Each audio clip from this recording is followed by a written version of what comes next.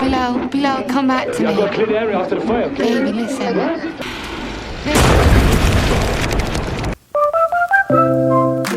Hai, selamat datang di channel Movie Free.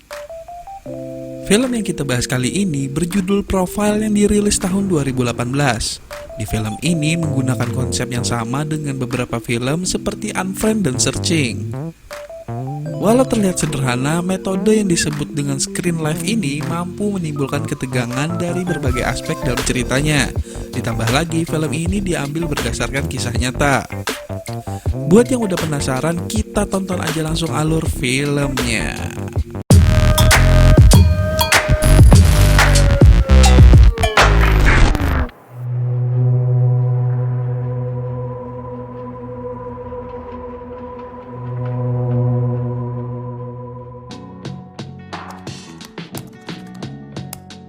Film berawal dari seorang jurnalis yang bernama Amy Whittaker.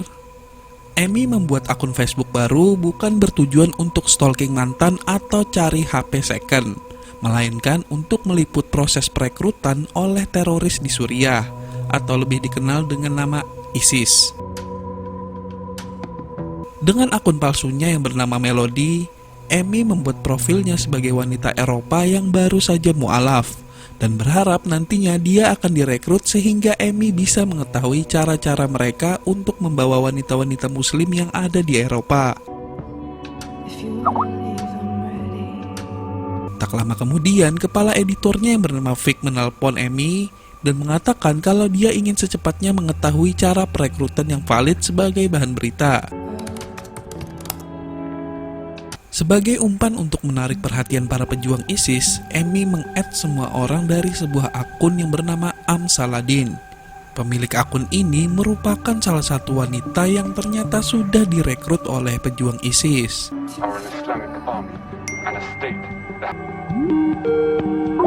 Di samping pekerjaannya, Amy juga sambil berhubungan dengan calon suaminya yang bernama Matt. Amy juga memberitahu Matt tentang pekerjaannya termasuk melakukan penyamaran sebagai mualaf. Karena diberi waktu yang sedikit untuk mencari info, Amy pun men-share semua video-video yang berhubungan dengan ISIS sebagai umpan dan berharap setidaknya ada satu orang yang bisa dia korek informasinya. Saat Amy video call dengan Matt, mendadak ada satu akun yang menyapanya dan akun tersebut bernama Abu Bilal. Matt, I'm gonna have to call you back. Okay. Bilal pun terus bertanya mengenai Amy seperti tempat tinggal dan lain-lain. Tak disangka Bilal mau memberikan info seputar Suriah. Untuk mempermudah pembicaraan, Bilal memberikan akun Skype-nya agar bisa video call langsung dengan Amy. Tak ingin kehilangan kesempatan, Amy pun langsung melaporkannya kepada Vic, dan Vic yang juga melihat kesempatan tersebut menyuruh Amy untuk meneruskan pembicaraan yang nantinya akan dijadikan bukti dan dijadikan bahan berita. The IT guy says that he can record your desktop remotely. Karena tahu ini akan sangat berbahaya, Vic mengutus salah satu petugas IT di kantornya untuk membantu Amy dalam mengkorek info dan merekam semua kegiatan yang dilakukan Amy. Sambil menunggu petugas IT, Amy pun belajar menggunakan make up dan juga menggunakan hijab. Amy juga membuat cerita palsu untuk mengisahkan hidupnya sebagai mualaf baru. Ternyata semua yang dilakukan Amy ini dipicu oleh pemberitaan tentang seorang gadis muda yang bernama Taylor. Karena hidupnya yang penuh dengan tekanan dan masalah keluarga, Taylor pun memutuskan untuk meninggalkan kehidupannya dengan bergabung menjadi anggota ISIS dan sekarang dikenal dengan nama Saladin. This is Taylor now. Her new Arabic name is Saladin. Ya, akun yang diikuti Amy dari awal merupakan akun dari Taylor. Huge mistake. I'm going home tomorrow. Tak lama kemudian petugas IT pun menghubungi Amy dan orang tersebut bernama Lou Kabir. Are you Muslim, Lou? My mother's Syrian. Karena Amy tahu pekerjaannya sangat berbahaya, Amy pun sempat mencurigai Lou, tapi Vic meyakinkan Amy bahwa hanya dia yang bisa membantunya. Tak lama kemudian Bilal pun menghubungi lagi sehingga Amy pun tak punya pilihan lain. Dengan bantuan Lou, Amy mulai mempersiapkan semuanya. Lou pun dapat mendengar dan merekam semua pembicaraan mereka. Ready to go.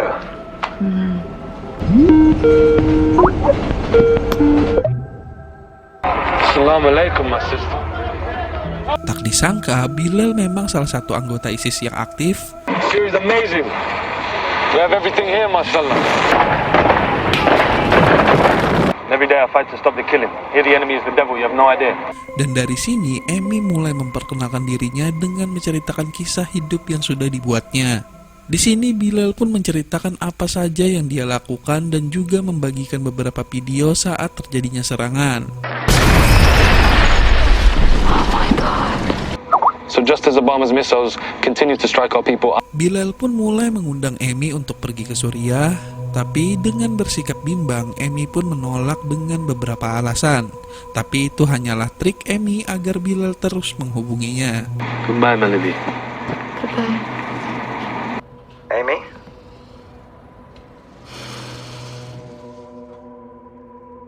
Keesokan harinya, Amy dan Bilal janjian lagi untuk video call.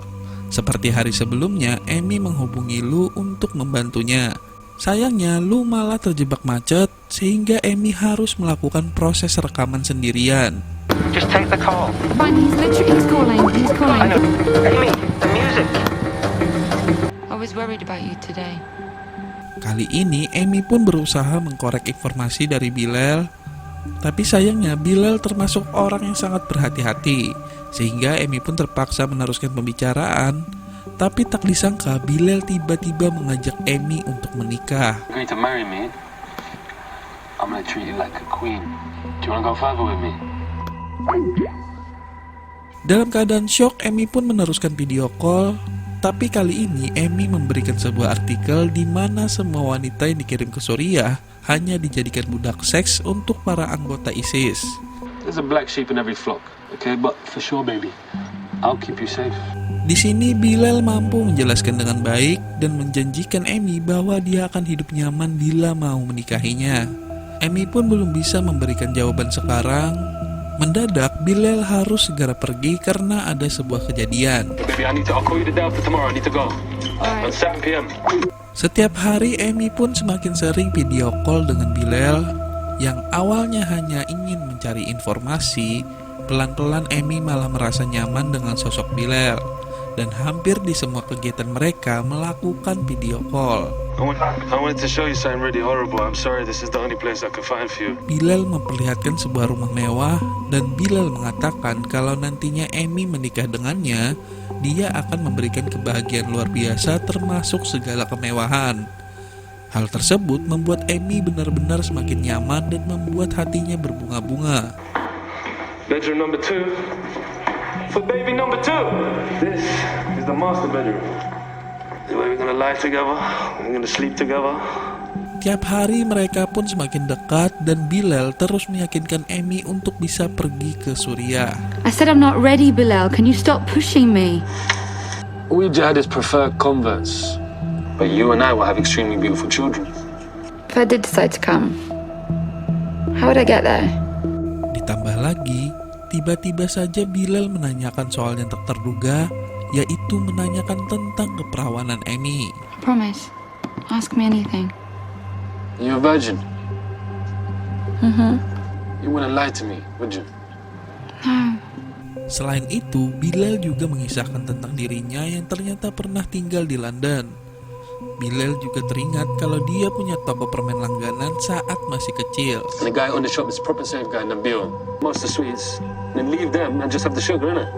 Dari semua cerita Bilal, Amy merasa kalau Bilal dan dirinya memiliki nasib yang sama. Saking merasa nyamannya, Amy hampir saja membongkar identitasnya sendiri. What the fuck am I doing? Di hari berikutnya, Amy mendatangi toko permen yang pernah diceritakan Bilal dan sempat mempertemukannya dengan pemilik toko. Di tengah pembicaraan, tiba-tiba saja I'm ready to come to Al-Sham. If I want to come to Syria, I need to know how I get there. Come back to me. Clear the area after the fire. Baby, listen. Ya, Bilal terkena serangan bom yang membuat Amy menjadi panik. I thought something happened to you.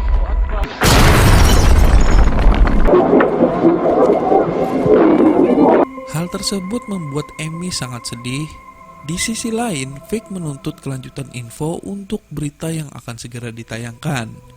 Karena Amy merasa bersalah telah mencelakakan Bilal, Amy pun tak mau memberikan info apapun kepada Vic. Listen to me. Listen. Did you record video? I speak, but I don't want to use it. No. Vic, I don't want to.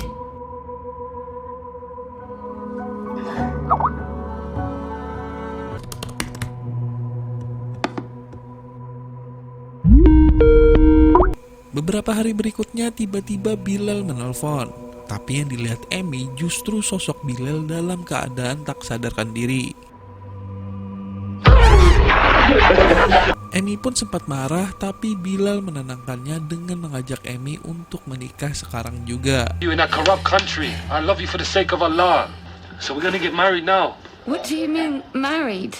We're gonna do it over Skype.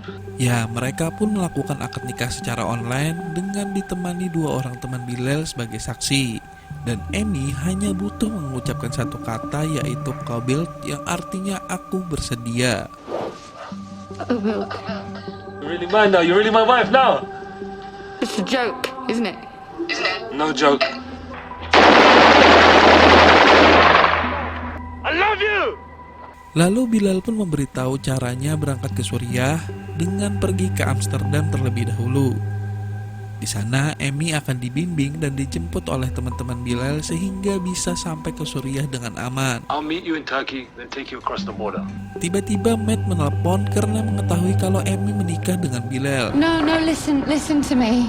Listen, I got so much good information from him and I just had to lie with him. No. Di sini, Amy terlihat benar-benar yakin ingin meninggalkan segala kehidupannya di London dan memilih tinggal bersama Bilal. Lalu Amy pun benar-benar berangkat ke Amsterdam. Saat sampai di hotel yang sudah dipesan, Amy menelpon Bilal untuk mengetahui cara selanjutnya ke Suriah. Assalamualaikum. Fly to Istanbul tomorrow. Can you tell me what to do? Bilal pun menyuruh Amy untuk menelpon salah satu kenalannya. Tapi karena Amy tak mengerti bahasa Arab, Amy menyuruh Bilal untuk berbicara. Yeah. مرحبا صديقي. راح أحبط لك واحدة تانية بكرة. شكرا. Setelah Bilal bicara dengan temannya, dia sudah memastikan kalau Amy akan dijemput dan akan diantar keesokan harinya hingga bisa bertemu dengan Bilal. I love you. I love you too, baby. Amy pun memantapkan hatinya dengan mengakhiri semua informasi yang telah dia dapat. Tapi entah kenapa, Amy mendadak ingin mentranslate pembicaraan Bilal tadi dan hasilnya benar-benar mengejutkan. راح أحبط لك واحدة تانية بكرة.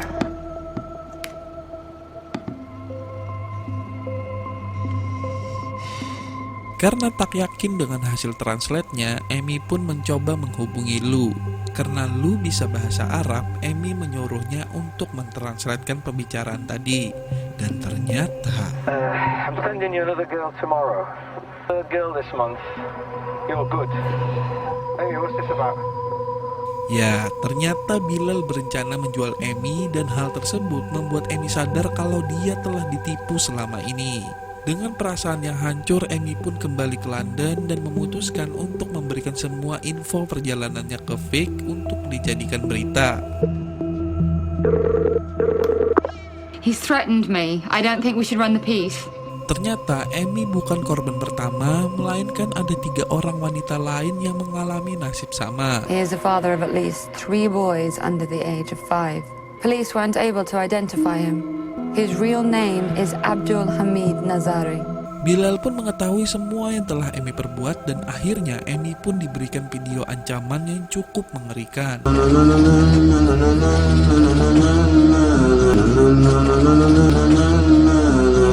Karena video ancaman tersebut, Amy pun terpaksa harus merubah identitasnya.